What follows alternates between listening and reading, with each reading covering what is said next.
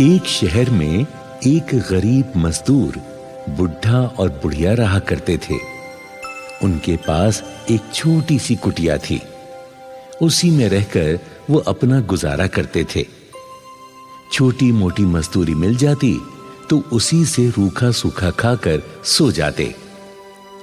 बुढ़े का नाम हरिया और बुढ़िया का नाम वेदो था। एक समय ऐसा आया जब उनके पास कोई काम धंधा नहीं बचा। उन्होंने सोचा, इतने दिन हो गए, कोई मजदूरी नहीं मिली। अब क्या करें, कहां जाएं? कैसे घर का गुजारा हो? कहां से हम रोटी खाएंगे? अजी चिंता मत करो, सामने ही शिव मंदिर है, हम वहीं चलते हैं। भोले का प्रसाद मिलेगा, हम उसी को खा के सो जाएंगे। यही सोचकर वो शिव मंदिर की ओर चल दिए। वहां पहुंचकर देखा तो शिव मंदिर में बहुत भीड़ थी। अरे, लगता है आज भोलेनाथ का वार सोमवार है, तभी यहाँ इतनी भीड़ है। हाँ, बहुत भीड़ है। लगता है आज यहाँ हमारा नंबर नहीं आएगा, कुछ नहीं मिलेगा यहाँ।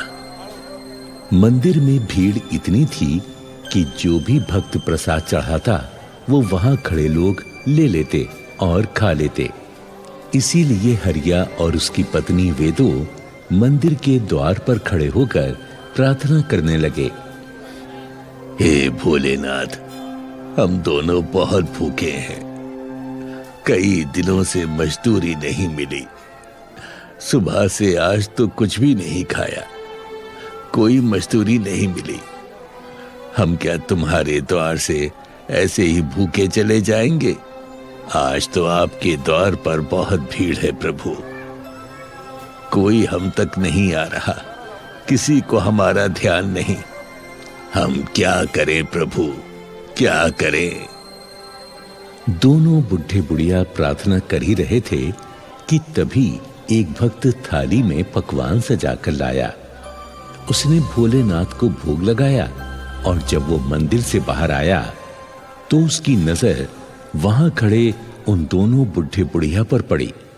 वो सोचने लगा, अरे, ये दोनों बुढ़े बुढ़िया मैं देख रहा हूं काफी देर से खामोश खड़े हैं। लगता है इनको भोजन नहीं मिला। चलो इन्हीं को भोजन दे देता हूं, शायद भोले पार्वती इन्हीं के रूप में हो। और उस भक्त ने वो भोजन उन दोनों बुढ़े बुढ़ियों को दे दिया। भोजन पाकर दोनों बड़े खुश हुए। धन्यवाद, धन्यवाद। देखो वे तो भगवान भोलेनाथ की महिमा। मैंने कहा था ना, भोलेनाथ किसी को भूखा नहीं रखते, किसी को भूखा नहीं रखते। जब वो दोनों भोजन करने बैठे तो एक महिला अपने बच्चे को लेकर वहां आई और उन दोनों से कहने लगी, हे माई बाप, ये भोजन मुझे दे दो। मैं और मेरा बच्चा कल से भूख से तड़प रहे हैं, भगवान तुम्हें और देगा। हरिया ने अपना सारा खाना उस महिला को दे दिया। रात अधिक होने से मंदिर बंद हो रहा था। वो दोनों भूखे ही घर आ गए। जब वो घर आए तो भोलेनाथ ने चमत्कार दिखाया। भोलेनाथ ने अपने गणों को आदेश दिया, जाओ उस हरिया और वेदो को ये भोजन देकर आओ। भोलेनाथ के दो गण हरिया के पास आए और साधु के भेष में दरवाजे पर आकर आवाज लगाई, माई, ओ माई, ये भोजन आप ले लो। हमारे पास अधिक भोजन है, हम इतना भोजन नहीं कर पाएंगे। माई, ए माई। खाना घर बैठे ही आ गया। लगता है ये कृपा भोलेनाथ की है। मैं जाता हूं। लाओ साधु महाराज, हम कैसे तुम्हारा आभार व्यक्त करें। हाँ, बहुत बहुत धन्यवाद, बहुत धन्यवाद। वाह, बहुत ही स्वादिष्ट भोजन है ना वेदो?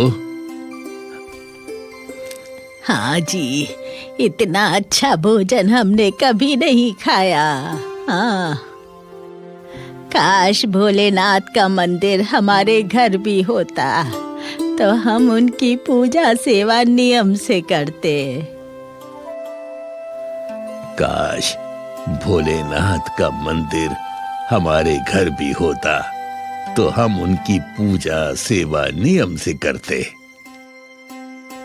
भोजन करके वो दोनों बुढ़े बुढ़िया सो जाते हैं, लेकिन बुढ़े बुढ़िया की ये बातें भोलेनाथ और पार्वती जी सुन लेते हैं। तभी माता पार्वती शिव से कहती हैं, देखा स्वामी, ये बूढ़े बुढ़िया कितने गरीब हैं, मगर धैर्य के साथ रहते हैं और आपसे कितना प्रेम करते हैं। हे स्वामी, क्या इन दोनों के लिए आपने कुछ सोचा है? गौरा, मैं अपने भक्तों को कभी नहीं भूलता, चाहे वो गरीब हो या अमीर हो। तो फिर क्या सोचा है आपने इनके लिए? मैंने ये निर्णय लिया है कि मैं स्वयं इनके आंगन में निवास करूंगा। हाँ, जाओ गणों, मेरा स्वरूप शिवलिंग लेकर जाओ और उन गरीब हरिया और वेदों को देकर आओ। जो आज्ञा स्वामी। दोनों गण साधु के भेष में शिवलिंग लेकर उन दोनों बुढ़े बुढ़िया के द्वार पर आते हैं और उनसे कहते हैं, हे भक्तगण, ये शिवलिंग आप अपने पास रख लीजिए। हम दो लोग चारों धाम की यात्रा पर जा रहे हैं। हम लौट कर इसे ले लेंगे और यदि नहीं आ पाए तो आप इन्हें यहीं पर स्थापित करें। भोलेनाथ आप दोनों पर कृपा बनाए रखेंगे। इतना कहकर वो दोनों साधु अदृश्य हो जाते हैं। शिवलिंग को पाकर दोनों बुढ़े बुढ़िया बहुत खुश होते हैं और सोचते हैं, वेदो, हम प्रभु के शिवलिंग को यहीं स्थापित करते हैं। जब तक वो साधु नहीं आते, हम नित्य नियम से शिवलिंग की पूजा करेंगे। हाँ जी, चलो इसे एक चबूतरे पर स्थापित करें। इस प्रकार बुढ़े बुढ़िया ने अपने हाथों से एक चबूतरा बनाया और उस पर शिवलिंग को स्थापित कर दिया। नित्य नियम से वो दोनों भोलेनाथ पर जल, बेल और फूल चढ़ाकर उनको नमन करते रहे।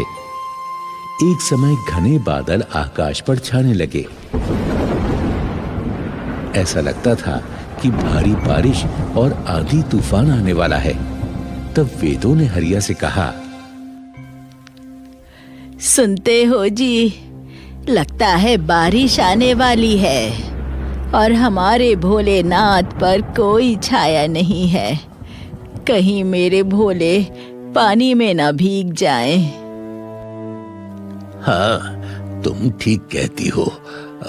हम क्या करें? हाँ, ऐसा करते हैं। हम अपनी कुटिया पर जो छप्पड़ है ना, उसे भोलेनाथ के ऊपर डाल देते हैं। इससे हमारे भोलेनाथ बारिश और आंधी से बचे रहेंगे। मगर हम तो पानी में भीग जाएंगे। अरे भीग जाएं तो भीग जाएं, कोई बात नहीं। बस हमारे भोलेनाथ नहीं भीगने चाहिए। तुम देखना, हमारी रक्षा तो स्वयं भोलेनाथ करेंगे। ठीक है, अभी तो रात हो रही है। कल हम इस छप्पर को निकाल कर भोलेनाथ पर छाया कर देंगे। जब रात अधिक हुई तो वो दोनों सो गए। तभी भोलेनाथ माता पार्वती से कहते हैं, देखा तुमने गौरा, हमारे भक्त खुद कष्ट उठा सकते हैं, पर अपने भगवान पर छाया करने को तैयार हो जाते हैं। आप ठीक कह रहे हैं, परंतु भोलेनाथ, आप तो जगत के भंडारी हैं, क्यों ना इनकी मदद की जाए? हाँ, हम ऐसा ही करेंगे। भोलेनाथ ने विश्वकर्मा जी को बुलाया और उनसे बोले, हे विश्वकर्मा जी, मेरे भक्त कच्चे झोपड़े में पड़े हैं। आप तुरंत उनके लिए एक भवन का निर्माण करें। जैसी प्रभु की इच्छा। शिव के आदेशानुसार विश्वकर्मा हरिया की कुटी पर पहुंचे, जहां हरिया और उसकी पत्नी दोनों गहरी नींद में सो रहे थे। विश्वकर्मा जी ने जहां जहां दृष्टि डाली, वहां वहां पक्का और सुंदर भवन का निर्माण हो गया। जहां शिवलिंग स्थापित था, वहां एक बहुत सुंदर मंदिर का भी निर्माण हो गया। चारों ओर हरे भरे उद्यान लग गए और पीने के शुद्ध जल का भी प्रबंध कर दिया गया। जब सुबह हरिया और उसकी पत्नी नींद से जागे तो अपने आप को एक आलीशान सुंदर भवन में पाया तो हैरत में पड़ गए।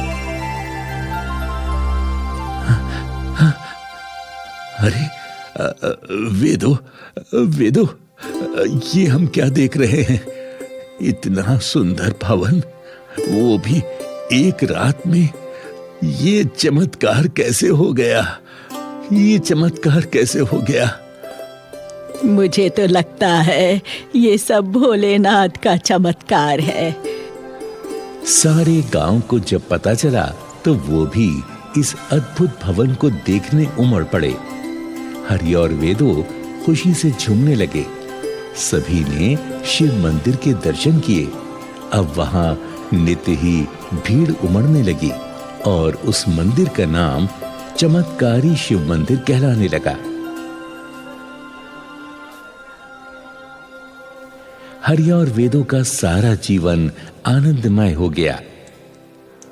इस कहानी से हमें यही प्रेरणा मिलती है कि जो लोग गरीबी में सब्र करते हैं, भोलेनाथ पर भरोसा करते हैं, उनकी रक्षा भोलेनाथ स्वयं करते हैं। जय श्री देवादिदेव महादेव। जय भोलेनाथ भंडारी।